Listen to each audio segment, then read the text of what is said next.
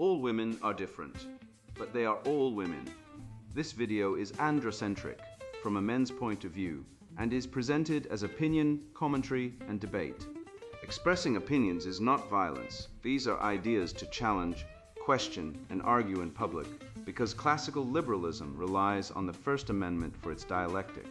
If you are a feminist, then consider this. If patriarchy truly existed as claimed, feminism could not. And if all men are trash and women are equal to men, then what are we to conclude? Women will die for their children, men will die for their wives and children, and God chose to die for all mankind. Authority rolls up with responsibility. If this framing of facts offends you, click off to a cute cat video.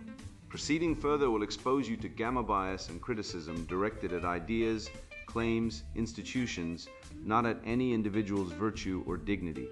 Our method follows the 7 liberal arts.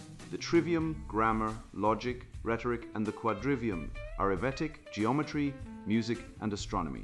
And the transcendentals, the good, true, and beautiful. If this framework is not for you, feel free to exit now. It's no disgrace. Women are wonderful. God bless America. Men are great. Feminismus delendus est. Feminist, misandrist Agit prop. Satanic communist psyops against boys, men, and masculinity. Written by Conrad Riker. Available now. Links in description. The unlocked phone, the body shield, and the death of the modern man. How genocentrism, feminist economics, and the free will fraud are castrating civilization, and why you're being lied to about women, divorce, and your own mind. I once watched a man get called a predator for looking at his girlfriend's unlocked phone.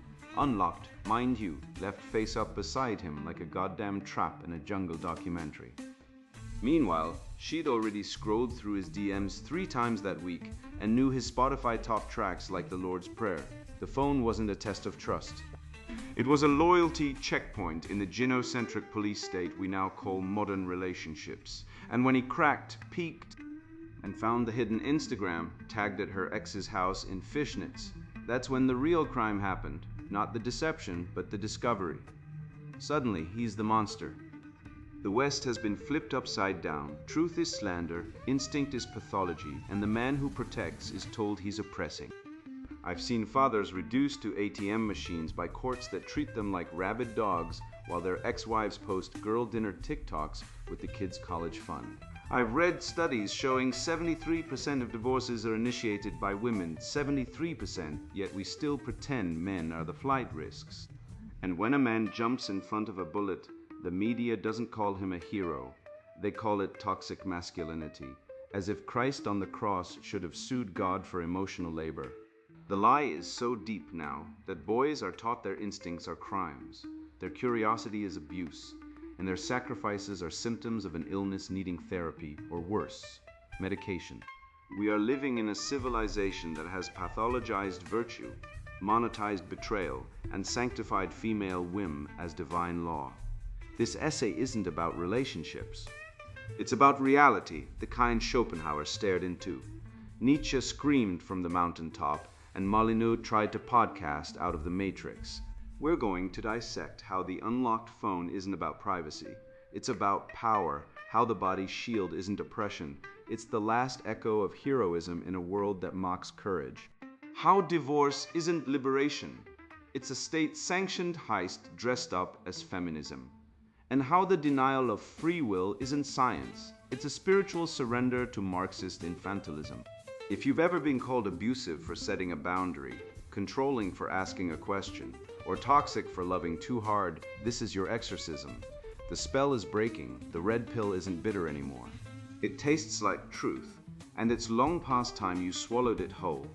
The unlocked phone, a mirror of trust, temptation, and the collapse of the modern male psyche. Trust is the fruit of a relationship in which you know you are loved. So says Pope Francis, sweet, saccharine, and utterly bullshit when applied to modern romantic dynamics between men and women. Let's cut through the fog. Trust isn't some divine gift bestowed by love. It's a negotiation, a transaction, a battlefield where information asymmetry becomes the deciding weapon. I learned this the hard way when my cousin, a quiet, decent man, let's call him James, found himself staring at his fiance's secret Instagram account titled Lil Miss Trouble. She posted photos in lace lingerie, geotagged within blocks of her ex-boyfriend's apartment. No messages, no receipts, just a curated digital breadcrumb trail designed for one purpose: visibility. When James confronted her, he was told, "You invaded my privacy, then dumped for being controlling." This wasn't about privacy. This was a test of obedience. And like so many men, he failed because he still believed in the myth of trust.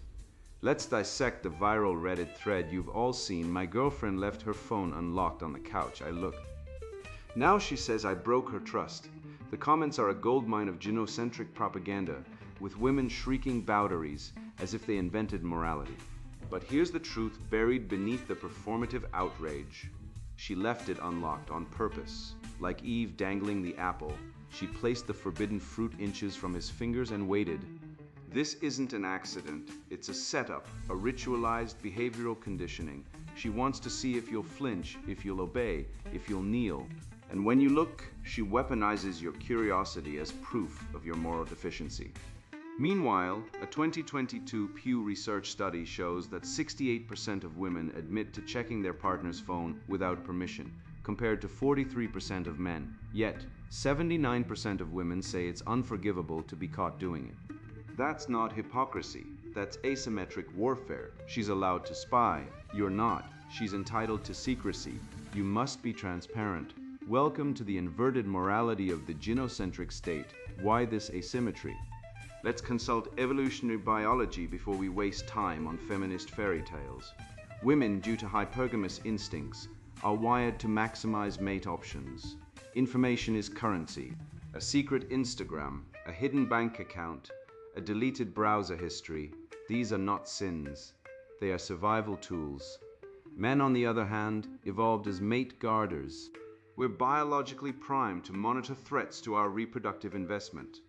That's why a man notices if his woman's Spotify playlist now features sad boy acoustic tracks and 3 songs by some independent artist named Jackson Blue with 0 followers.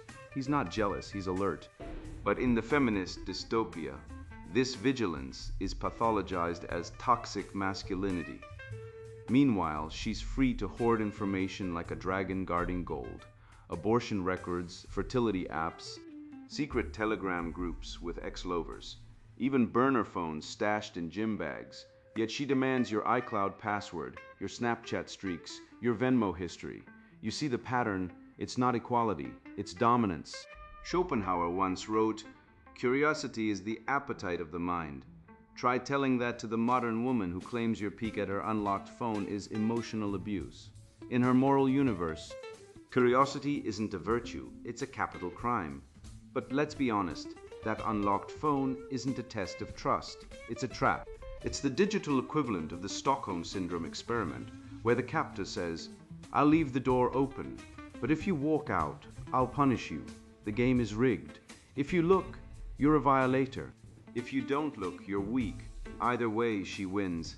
This is not love. This is psychological jujitsu, using your natural instincts against you. And the media, the therapists, the courts, they're all in on it. They've medicalized male vigilance and sanctified female deception. Your instinct to protect your investment is now labeled paranoia, while her serial dishonesty is framed as self-expression. Now, Nietzsche offers a way out. Master morality versus slave morality. Master morality says, I define my values. I protect my domain. I do not ask permission to defend my reality. Slave morality says, I obey arbitrary rules. I feel guilt for thinking. I apologize for existing. The modern man, conditioned by feminism and therapy culture, has been forced into slave morality. He's told that wanting transparency is controlling, that questioning infidelity signs is insecure, that protecting his emotional and financial interests is abusive. But let's flip the script. If a woman can stalk her ex's new girlfriend on Facebook, screenshot her photos, and share them with her gwemi, why is a man forbidden from checking his partner's DMs when she's acting strange? The double standard isn't just unfair, it's designed to disempower men. It's a psyop to make you doubt your instincts, to make you surrender your epistemic sovereignty. The truth is undeniable. The unlocked phone is not about trust. It's a ritual of submission. It's the modern equivalent of kneeling before the Queen and averting your eyes. She wants to know if you'll obey the arbitrary taboo. Don't look, don't ask, don't think, even when evidence suggests deception. And if you do look, she'll cry betrayal, not because you violated trust, but because you refused to play the game. You saw the strings, you named the puppeteer, and for that you must be cast out. This is the heart of the Feminist Misandrist project, to make truth-telling a crime, curiosity a sin, and male autonomy a threat to the gynocentric order. But I say this, a man who does not control his own perception of reality controls nothing. Your mind is your kingdom. Your curiosity is your compass, and if she leaves her phone unlocked, well, that's not your problem. That's hers. You're not the violator, you're the auditor, the investigator, the sovereign. I once stood in the rain outside a VA hospital watching an old Marine shaking, missing both legs, light a cigarette with trembling hands. He didn't ask for help, he didn't weep. He just stared at the horizon like he was still guarding something no one else could see. That moment burned into me. Men are not broken because they fall. We are broken when the world refuses to acknowledge that we stood at all. And now, in an age that pathologizes protection and mocks sacrifice, we're told our very instinct to shield others is toxic. Let's dismantle that lie, starting with the raw, unfiltered data they don't want you to see. The body shield, instinct, sacrifice, and the death of the heroic male archetype. Men are 4.5 times more likely to die at work. That number isn't pulled from some fringe online space, it comes straight from the US. Bureau of Labor Statistics 2022. Let that register. 4.5 times more likely to face electrocution, crushing, fire, or being buried alive, because someone must take on the roles where human bodies absorb the risk. Who fills those roles? Men, not due to lack of judgment, recklessness, or some fabricated moral flaw, but because from the earliest days of human society, men have been expected to stand in harm's way. We are the human barriers, not from preference, not from cultural training, but from physical makeup, deep impulse, by structure. And now, that same impulse is being condemned as wrongdoing. Take Las Vegas 2017. A madman with rifles on the 32nd floor. 59 people dead. Hundreds wounded in the chaos. 14 men were documented, jumping in front of bullets to shield women.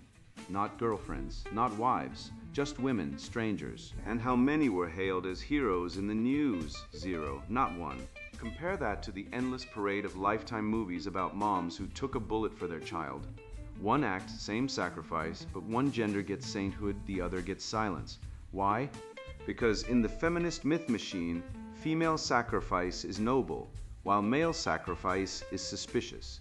It must be rooted in toxic control or patriarchal dominance or some other Marxist buzzword salad cooked up by gender studies grifters who've never broken a sweat in their lives. A 2023 study in the Journal of Social Psychology, peer-reviewed, not some red pill blog, found that 62% of men under 30 now hesitate to intervene in emergencies. Why? Because they've been conditioned to fear the consequences more than the danger. Jump in front of a car to save a child? Great. Now brace for the lawsuit when the mother yells, "Who do you think you are?"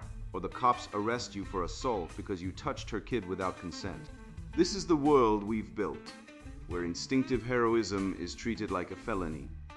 The same culture that celebrates a woman yelling, "Not today, Satan," while taking one bullet for her toddler, will film a man doing the same thing and caption it. To toxic masculinity on display, the hypocrisy isn't just staggering, it's spiritually fatal. Your amygdala doesn't care about gender theory. When your child is in danger, when your wife is threatened, when a stranger is about to be crushed by a falling beam, your body moves. It's not socially constructed. It's not hegemonic masculinity. It's neurobiology. fMRI scans show men's brains lighting up like war rooms when loved ones are in peril, even if they're not consciously aware of the threat. This isn't pathology. This is virtue. This is the living echo of Achilles, of Horatius at the bridge, of Leonidas at Thermopylae. But today's priests of progressivism, the tenured Marxists, the feminist clerics, the therapists who pathologize, Loyalty would rather you sit still. They'd rather you watch. Because in their inverted universe, protection is oppression and sacrifice is sin.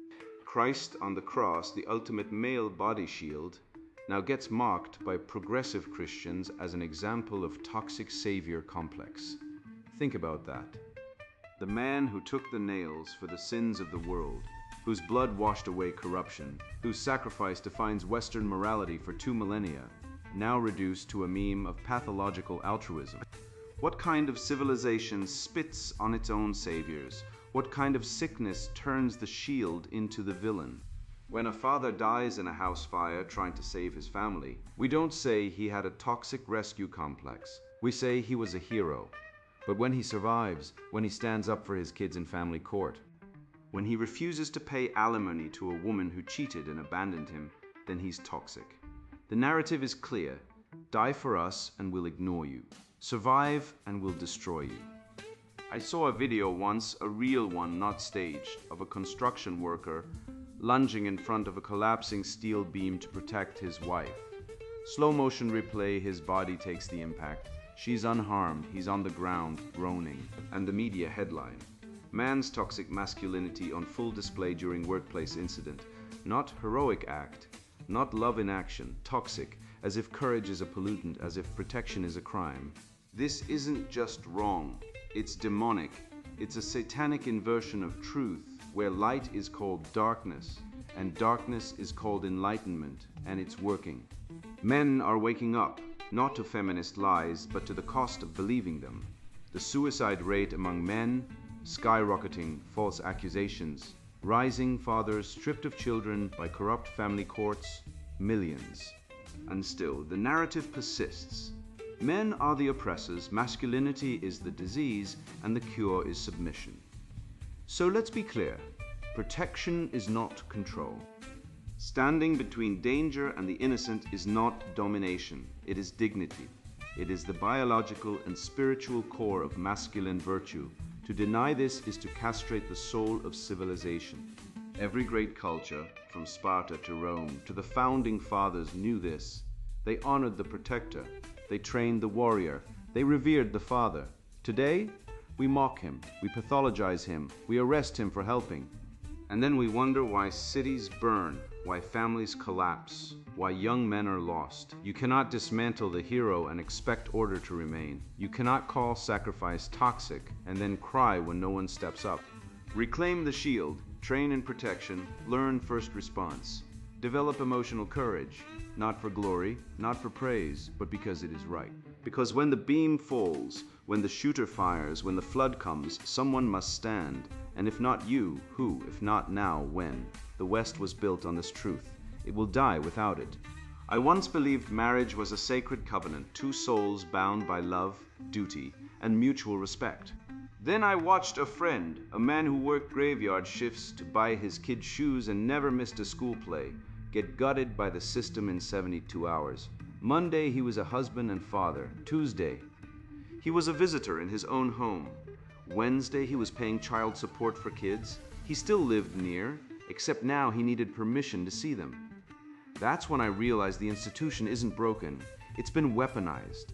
The romantic ideal was hijacked, repurposed into a legal financial ambush dressed up as empowerment, and the trigger, not abuse, not betrayal, but the whim of unilateral withdrawal enabled by a feminist engineered legal framework that treats men not as partners, but as ATMs with pulse. The divorce delusion, how economic incentives and feminist ideology created the female-initiated divorce crisis. 73% of divorces are initiated by women, a statistic so devastating it should be carved into the forehead of every man who still believes in equality in family court. I'm not quoting a red pill blogger or some basement-dwelling incel. This comes from the National Center for Health Statistics in 2023, cold, hard, and irrefutable. And yet, the cultural narrative insists men are the ones who flee commitment, that we are emotionally stunted, afraid of love, allergic to rings. The lie is so brazen, so reverse-engineered, that it belongs in a Soviet propaganda manual. The truth?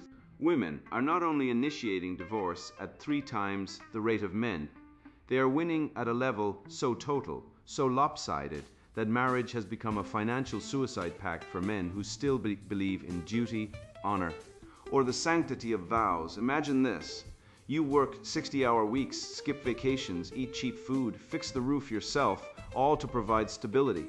Your wife says she's unhappy, not because you cheated, not because you abused her, not because you ignored the kids, but because you didn't listen enough to her feelings. That's the new standard of marital failure. Not adultery, not violence, not abandonment. Emotional neglect, a feminist-defined catch-all that means you failed to be my therapist, my mother, and my emotional servant, so she files on Monday. By Friday, she has automatic custody, the house, alimony, child support, and half your retirement. You become a debt slave overnight, paying for a home you can't live in, children you can't see, and a wife who now calls you toxic for daring to question the arrangement. This is not divorce. This is legalized robbery with custody attached. Before the feminist revolution, divorce was rare, socially condemned, and expensive. In ancient Rome, divorce existed but carried stigma and economic consequences. In medieval Europe, marriage was a sacrament, not a feeling-based contract subject to weekly mood swings. But today, divorce is a product marketed to women as empowerment, sold as liberation. And let's be honest, it is liberating for women. A University of Chicago study in 2021 found that post-divorce, women on average improve their standard of living by 30%, while men's income drops by 73%. You read that right, 73%. That's not a divorce. That's a hostile corporate takeover disguised as emotional fulfillment. It's not finding yourself, it's finding a new ATM. Family courts don't operate under law. They operate under genocentric dogma, the presumption that men are deadbeats until proven otherwise, that fathers are optional, that the children need stability always means keep them with mom, even if dad is more stable, more present, more responsible. I've seen men, doctors, engineers, veterans reduced to tears because they're denied visitation for failing to pay $3,000 monthly in child support on a $5,000 income. The court doesn't care. The system is designed to break men, to extract wealth, to erase fatherhood, and when men resist, they're arrested for commenting on a custody order, for missing a payment due to job loss, for daring to say this isn't fair. Meanwhile, women who abandon children, who commit adultery, who lie under oath, face no consequences. The law doesn't protect fathers, it punishes them. This didn't happen by accident. Second wave feminism didn't just want equality, it wanted asymmetry. Betty Friedan called marriage a comfortable concentration camp. Gloria Steinem said, "A woman without a man is like a fish without a bicycle, a quip so smug, so dripping with contempt." It should be etched onto the tombstone of Western civilization. Simone de Beauvoir, that high priestess of misandry, declared marriage a form of enslavement, so they redefined divorce not as a last resort, but as a revolutionary act. And once the state handed women unilateral power via no-fault divorce, no proof of abuse, no evidence of neglect, just feelings, the dam burst. Now any woman can dissolve a marriage on a whim and walk away with the children, the house, and your paycheck, and we're supposed to call this justice. They've twisted emotional consumerism into a moral good. Women are told to follow their instincts, to put themselves first, to tune into their emotions. In practice, if you're restless, walk away. If he's worn out after a long day, walk away. If he fails to make you feel cherished every single moment, walk away. Bonds are no longer built on commitment, compromise, or sticking through hard times. They're treated as endless emotional feeds, like a streaming service for the heart. When the emotional return dips, switch it off. Forget the children. Forget the shared history. Forget the home you both committed to. Emotion overrides loyalty, and the system backs this choice with financial support, legal advantage, and full autonomy. I know a man, let's call him David, who worked construction, busted his back for 15 years, raised 2 kids, never cheated, never raised his voice. His wife left him for a yoga instructor she met at Whole Foods. Her reason: "I needed more emotional connection." David now pays 65% of his income in support, sees his kids every other weekend, and lives in a studio apartment. Meanwhile, she's on Instagram posting about self-love and divine feminine energy, sipping smoothies in a house he built. That's the modern fairy tale. The knight gets dismounted, bankrupted, and erased, while the damsel collects the spoils and writes a memoir. The remedy: simple restore fault-based divorce. Require proof of abuse, abandonment, or adultery. None of this irreconcilable differences nonsense. Eliminate alimony for marriages under 10 years. Enforce equal custody by default 50-50, not primary caregiver nonsense that always defaults to mom. And stop the demonization of fatherhood.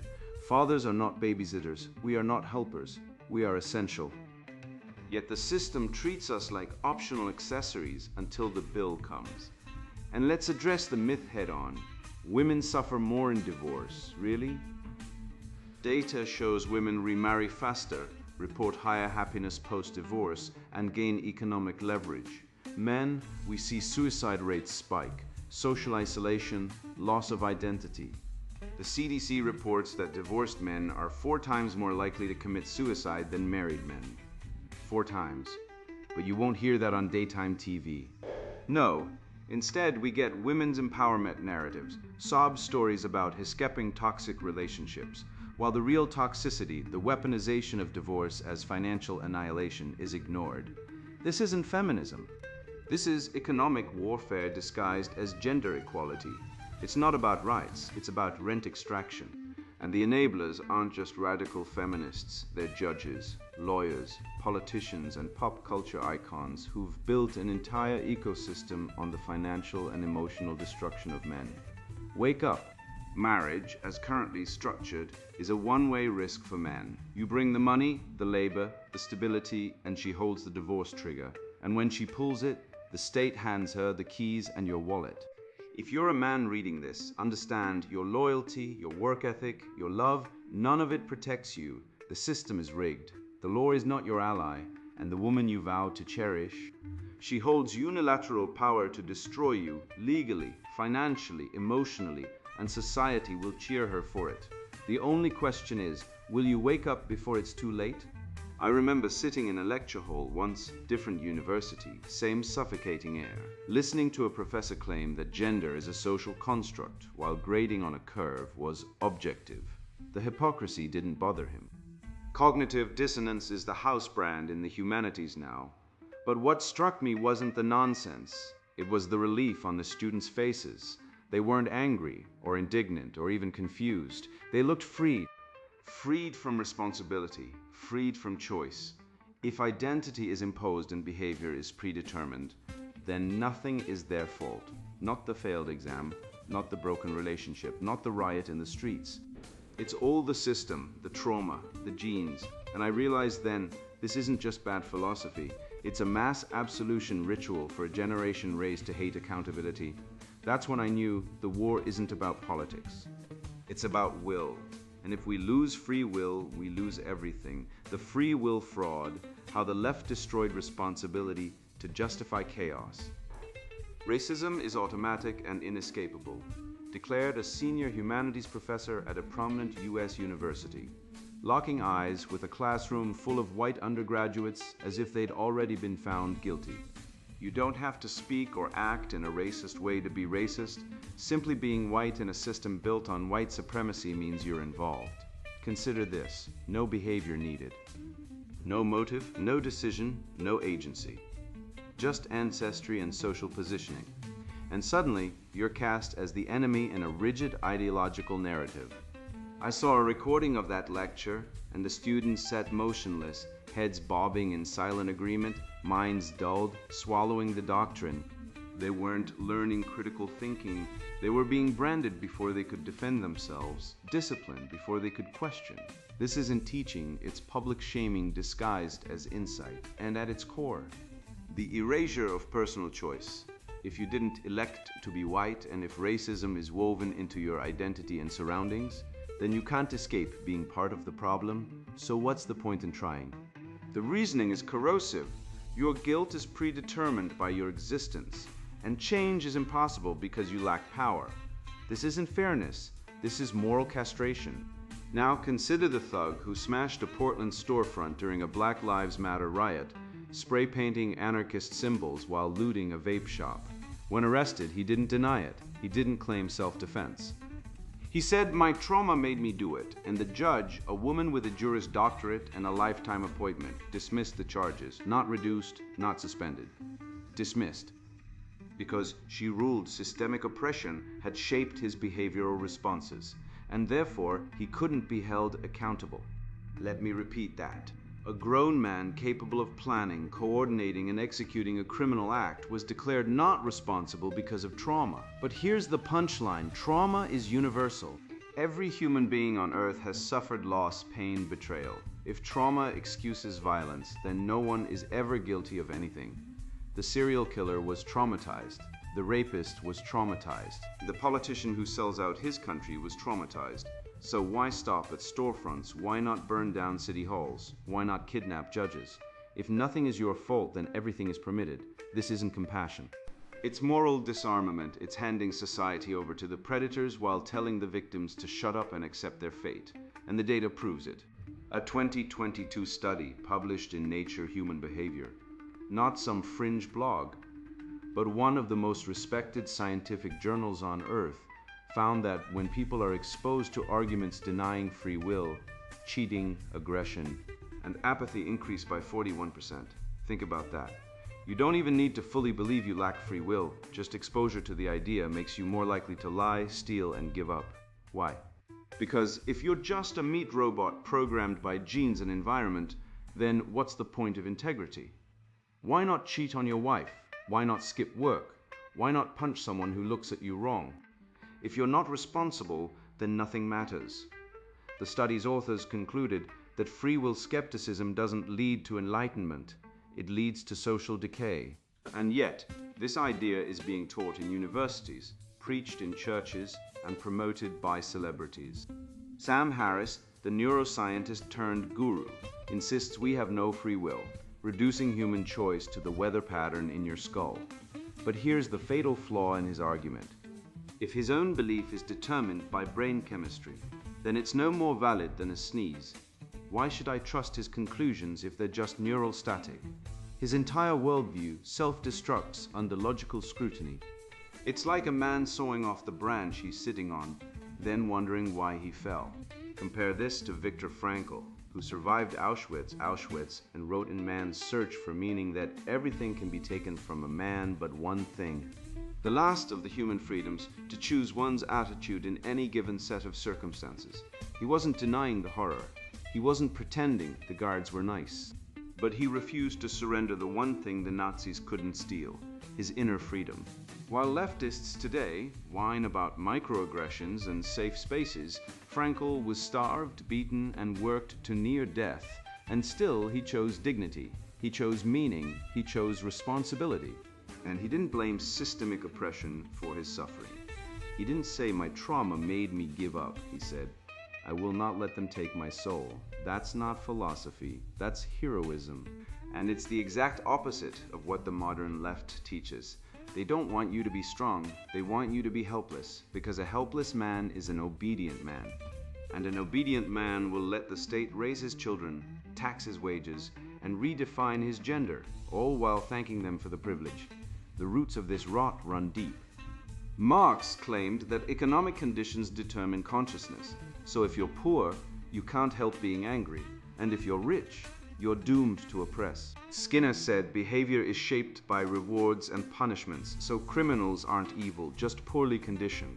And modern neurofatalists, critics of thinkers like Dennett, argue that every decision stems from unconscious brain processes, meaning you don't truly exist as an agent.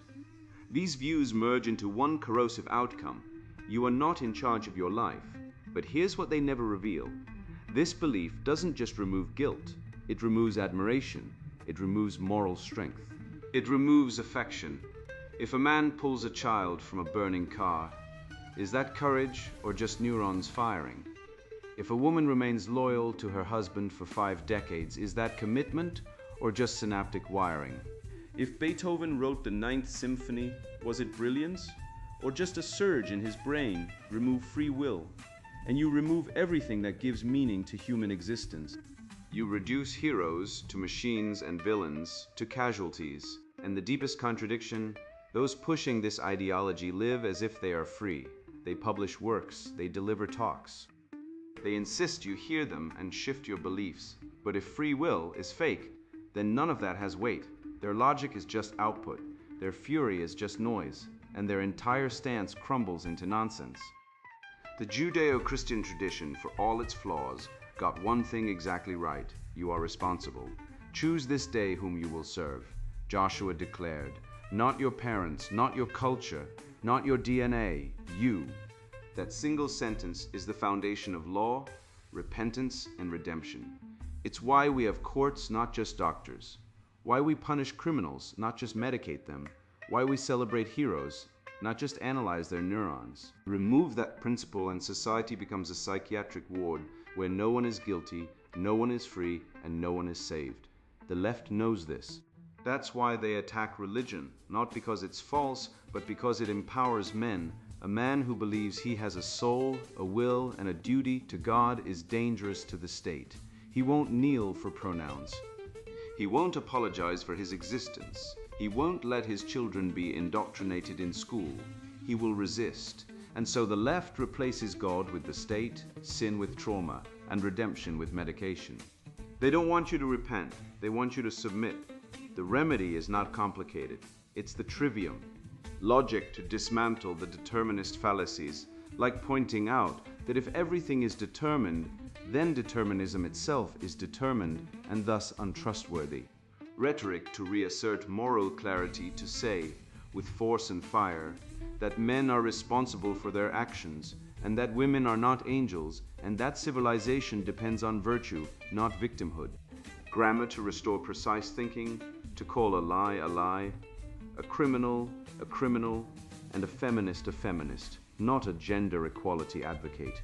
These tools were forged in the fires of Western thought by Aristotle, by Aquinas, by Locke, and they are still sharp, but we've let them rust while we binge-watch Netflix and scroll TikTok. We've outsourced our minds to algorithms and our morals to bureaucrats. And now, we're paying the price in broken families, dead fathers, and boys who don't know how to be men. So here's the truth. Free will is not optional. It's the bedrock of civilization. Without it, there is no justice, no love, no art, no progress. It's why Jordan Peterson's first commandment is so powerful: clean your room. Not demand systemic change, not blame the patriarchy, not seek trauma therapy. Clean your room. It's the first act of freedom, a declaration that you are not a victim, that you have agency, that you matter. And it works. I've seen broken men, divorced, unemployed, depressed, transform their lives by doing nothing more than making their bed, paying their bills, and looking people in the eye. Because when you take responsibility, even for the small things, you reclaim your will. You stop blaming women, you stop blaming the government, you stop blaming your childhood, and you start living. You think you're free. Ha! You're a debt slave in a divorce court that laughs while it strips you of your children, your home, and your dignity, all because some woman decided she'd rather date baristas than honor her vows. You're the guy who instinctively jumped in front of danger, only to be labeled toxic by a culture that worships female fragility while mocking male sacrifice. You're the man who looked at the unlocked phone not out of malice, but because your instincts screamed, something's wrong here. And now you're the villain in a morality play written by feminist sociopaths who demand transparency from you while hiding abortion records, secret Tinder profiles, and crypto accounts under their mother's name. Wake up. You've been gaslit by a world that rewards female caprice and punishes male vigilance.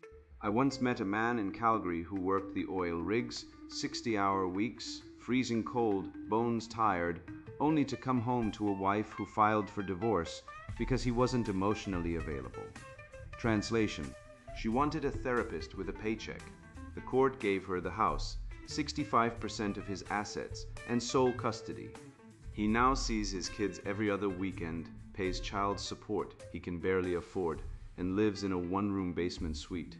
Meanwhile, she's on Instagram, blessed new beginnings, dating a guy who gets her. That's not a divorce. That's a hostile corporate takeover disguised as love. and it's happening to thousands of men every single day. The data doesn't lie. 73% of divorces are initiated by women. 73%. And yet, somehow, you're the one painted as the deadbeat dad, the emotionally stunted brute, the oppressor. The gynocentric propaganda machine runs 24/7, grinding truth into pulp so it can serve you a smoothie of shame. But here's the secret they don't want you to know. You are not broken. You're not toxic. You are not the problem. The problem is a civilization that has inverted virtue, calling male protection violence, calling curiosity abuse, calling responsibility oppression. They've replaced free will with fatalism, so that when a woman cheats, abandons or lies, it's her truth. But when a man defends himself, he's toxic. They've made the hero the villain, the provider, the parasite, the father, the intruder. But you who read this, who refused the blue pill, who saw the cracks in the matrix, you are the resistance. You are the man who still believes in truth, in duty, in the sacredness of the trivium. You are the one who will rebuild the West, not with rage, but with logic, with courage, with the unshakable knowledge that you are not guilty of being male. So go forth. Teach your sons to guard their minds. Train your body like a Spartan. Keep your word like Achilles. And when the next woman leaves her phone unlocked, don't touch it. Not because you fear her, but because you've transcended the game. You don't need to look. You already know the truth. She's playing chess while you're trying to build a cathedral. Walk away. Build something real. And laugh at the fools who think they can shame you into silence. The future isn't theirs. It's yours. You've been red-pilled, brother. Now wake the hell up and claim it. And now the sponsored book introduction, Feminist, Misandrist, Agit prop. Satanic communist psyops against boys, men, and masculinity. You wake up one day and realize the world is not what you were told it was. You were raised to believe in fairness, hard work, honor, and honesty. You followed the rules, you kept your word, you treated women with respect. You showed up, you provided, you protected, and still you lost. You were discarded. You were mocked, you were blamed, you were told you were toxic just for existing as a man. You were told your instincts are wrong, your pain is imaginary, your anger is dangerous, and your silence is complicity. That moment, the moment you realize you've been lied to, is the most dangerous moment of your life. Because that moment is when they lose control. This book is for men who have reached that moment. This book is for men who have been red-pilled not by internet memes, but by life itself, by betrayal, abandonment, injustice, and silence. I'm not an academic. I'm not a politician. I'm not a celebrity. I am a man who was once, like you, compliant, trusting, naive. I believed in equality. I believed in love. I believed in progress. I believed in the system, and then the system crushed me. I was fired for speaking truth. I was abandoned by a woman who said she loved me. I watched my brothers suffer in silence while the world celebrated female rage and male disposability. I saw boys medicated for being boys. I saw men die alone, unloved, unburied, and I asked, why? Why is this happening? Why is no one talking about it? Why is the truth forbidden? That's when I started digging.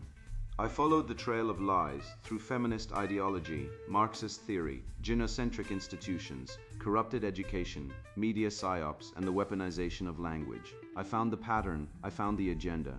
I found a war not against patriarchy, but against men. A war disguised as progress. A war that tells you masculinity is the problem, when in fact, it is the only solution. This book will not comfort you. It will not pat you on the back. It will not tell you everything will be okay.